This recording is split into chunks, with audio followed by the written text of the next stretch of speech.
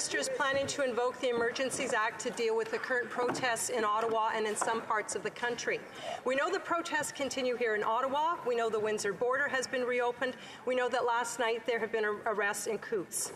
Section 16 of the Emergency Act refers to threats to the security of Canada. Given this context, does the Prime Minister think that these protests constitute a threat to the security of Canada? And if not, does he think that with this news, he could be escalating rather than de-escalating an already inflamed situation?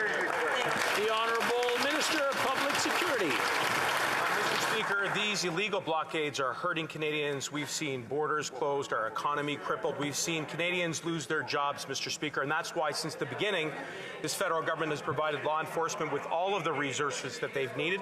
In Windsor, the RCMP and Windsor Police have reopened the Ambassador Bridge. In Alberta, the RCMP made 11 arrests and seized guns at the Coutts border crossing.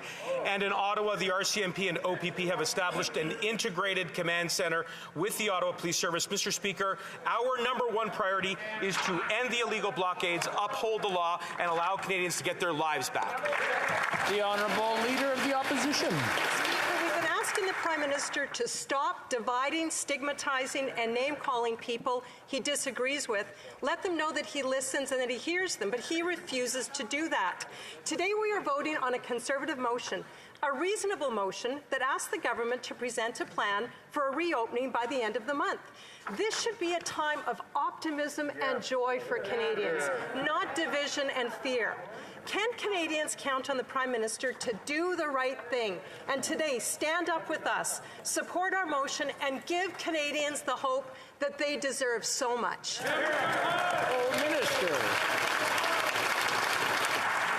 Mr. Speaker, it does not really matter whether certain members of the opposition have been merely irresponsible or recklessly complicit.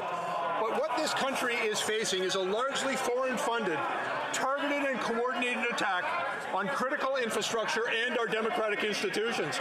The illegal border crossings are clearly intended to harm Canada and hurt Canadians. And our government, Mr. Speaker, is prepared to do whatever is necessary to restore order and to protect Canadian interests. The Honourable Leader of the Opposition. It's clear the Prime Minister and these Liberals are still big fans of polarization, division, and negativity. 2 years into this pandemic, Mr. Speaker, Canadians deserve, in this moment, some optimism and some hope for the future, and they deserve it leadership from their government. They need to know when the federal mandates and restrictions will be lifted. That is not an unreasonable ask. So again, will the Liberals, will their Prime Minister, will their ministers, will the backbenchers stand up for their constituents, vote with us to present some optimism and some hope for Canadians? The Honourable Government House Leader. Mr. Speaker, at every turn in this crisis, the Conservatives had an opportunity to de-escalate, to talk to those that were outside about dispersing and moving on. Instead, what we see is from the interim leader of the Conservatives who came out and said that they should continue this for political purposes. Right. The member for Carleton, who is currently a leadership candidate, out saying that he's proud and stands with the illegal activity that's happening outside. The member for Yorkton Melville saying that ripping down barricades protecting the war memorial was an act of profound patriotism, passionate patriotism. They're failing leadership here. Mr. Speaker, put this...